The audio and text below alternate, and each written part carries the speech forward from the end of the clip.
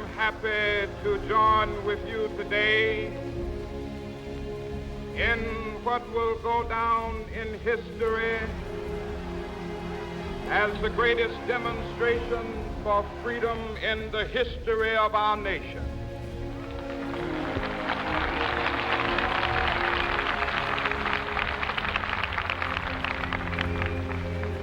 Fourscore years ago, a great American in whose symbolic shadow we stand today signed the Emancipation Proclamation. This momentous decree came as a great beacon light of hope to millions of Negro slaves who had been seared in the flames of withering injustice. It came as a joyous daybreak to end the long night of their captivity. But 100 years later, the Negro still is not free. 100 years later,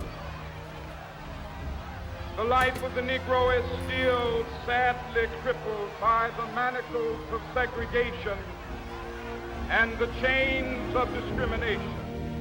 100 years later, the Negro lives on a lonely island of poverty in the midst of a vast ocean of material prosperity. 100 years later, the Negro is still languished in the corners of American society, finds himself in exile in his own land.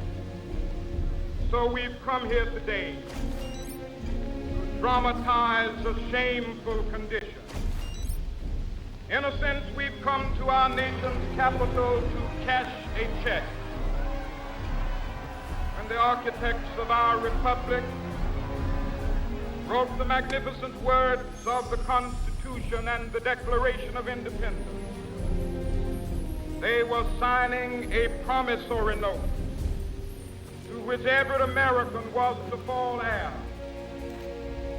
This note was a promise that all men, yes, black men as well as white men, would be guaranteed the unalienable rights of life, liberty, and the pursuit of happiness. It is obvious today that America has defaulted on this promissory note insofar as her citizens of color are concerned. Instead of honoring this sacred obligation, America has given the Negro people a bad check, a check which has come back marked insufficient funds.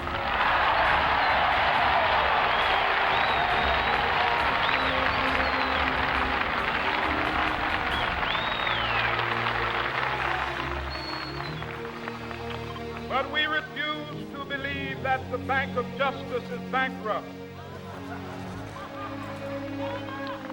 We refuse to believe that there are insufficient funds in the great vaults of opportunity of this nation. So we've come to cash this check, a check that will give us upon demand the riches of freedom and the security of justice.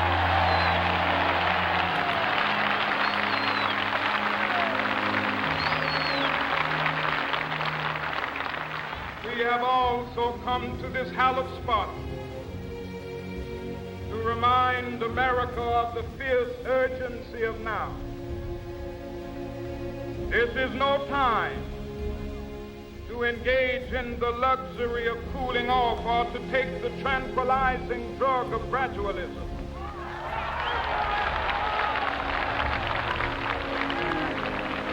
Now is the time to make real the promises of democracy.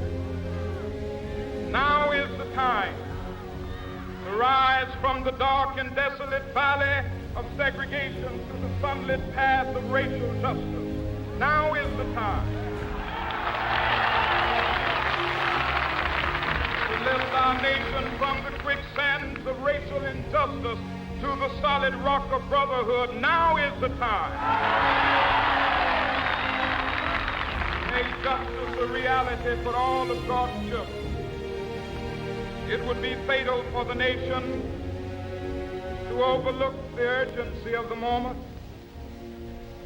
This sweltering summit of the Negro's legitimate discontent will not pass until that is an invigorating autumn of freedom and equality.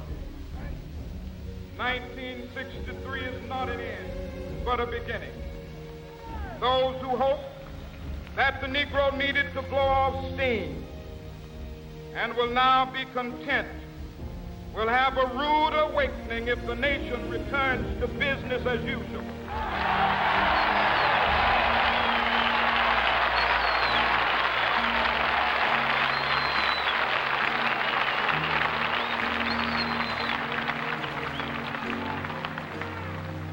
There will be neither rest nor tranquility in America till the Negro is granted his citizenship rights.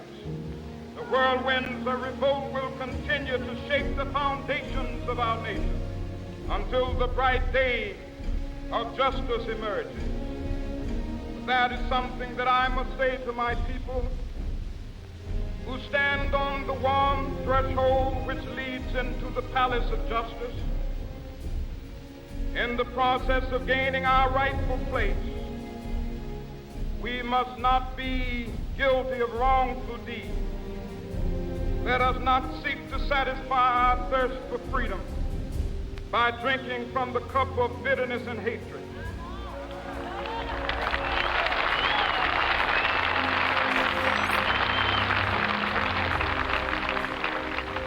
We must forever conduct our struggle on the high plane of dignity and discipline. We must not allow our creative protests to degenerate into physical violence. Again and again, we must rise to the majestic heights of meeting physical force with soul force. The marvelous new militancy which has engulfed the Negro community must not lead us to a distrust of all white people. For many of our white brothers, as evidenced by their presence here today, have come to realize that their destiny is tied up with our destiny.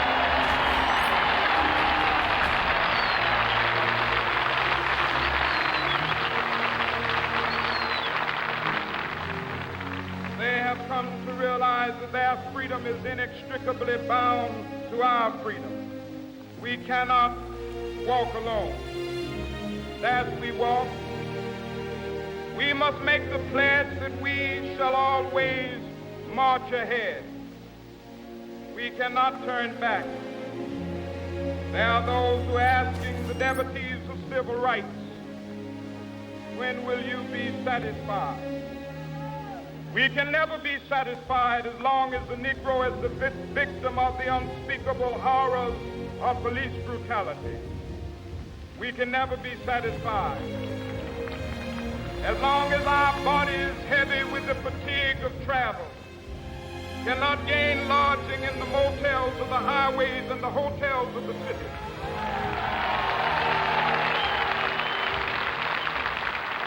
We cannot be satisfied as long as the Negro's basic mobility is from a smaller ghetto to a larger one. We can never be satisfied as long as our children are stripped of their selfhood and robbed of their dignity by signs stating for whites only.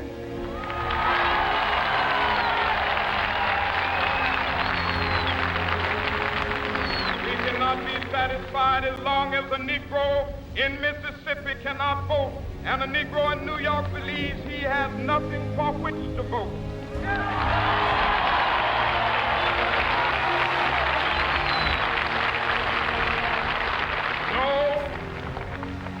No, we are not satisfied, and we will not be satisfied until justice rolls down like waters and righteousness like a mighty stream.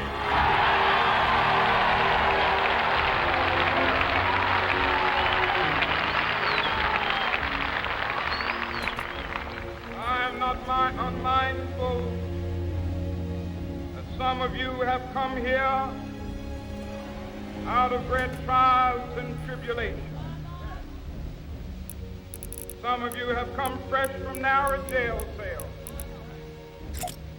Some of you have come from areas where your quest for freedom left you battered by the storms of persecution, staggered by the winds of police brutality. You have been the veterans of creative suffering. Continue to work with the faith that unearned suffering is redemptive. Go back to Mississippi. Go back to Alabama. Go back to South Carolina. Go back to Georgia. Go back to Louisiana. Go back to the slums and ghettos of our northern cities, knowing that somehow this situation can and will be changed. Let us not wallow in the valley of despair. I say to you today, my friend,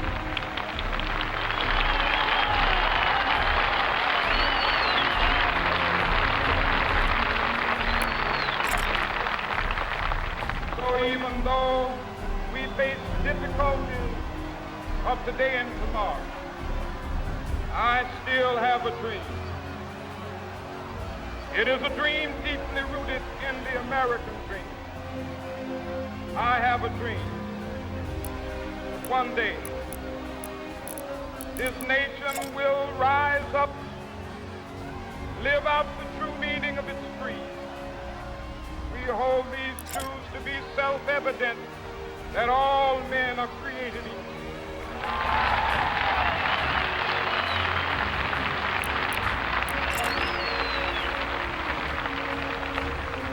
I have a dream that one day on the red hills of Georgia, sons of former slaves and the sons of former slave owners will they be able to sit down together at the table of brotherhood. I have a dream that one day, even the state of Mississippi, a state sweltering with the heat of injustice, sweltering with the heat of oppression, be transformed into an oasis of freedom and justice. I have a dream. My poor little children will one day live in a nation where they will not be judged by the color of their skin, but by the content of their character. I have a dream today.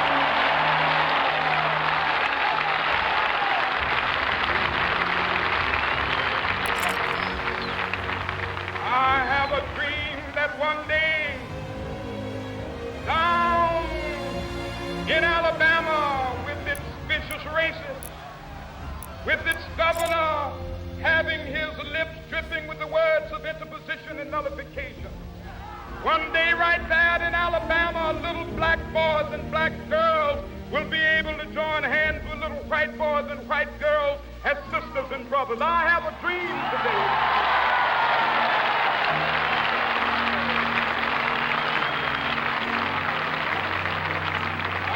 A dream that one day every valley shall be exalted, every hill and mountain shall be made low, the rough places will be made plain, and the crooked places will be made straight, and the glory of the Lord shall be revealed, and all flesh shall see it together. This is our hope. This is the faith that I go back to the South with. With this faith, we will be able to hew out of the mountain of despair a stone of hope. With this faith, we will be able to transform the jangling discords of our nation into a beautiful symphony of brotherhood. With this faith, we will be able to work together, to pray together, to struggle together, to go to jail together, to stand up for freedom together, knowing that we will be free one day.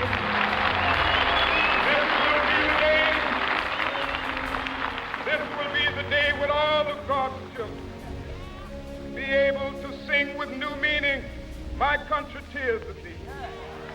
Sweet land of liberty, of thee I sing. Land where my fathers died, land of the pilgrim's pride. From every mountainside, let freedom ring. And if America is to be a great nation, this must become true. So let freedom ring from the prodigious hilltops of New Hampshire. Let freedom ring from the mighty mountains of New York. Let freedom ring from the heightening Alleghenies of Pennsylvania. Let freedom ring from the snow-capped Rockies of Colorado. Let freedom ring from the curvaceous slopes of California. But not only that, let freedom ring from Stone Mountain of Georgia. Let freedom ring from Lookout Mountain of Tennessee. Let freedom ring from every hill and molehill of Mississippi, from every mountainside. Let freedom ring, and when it happens,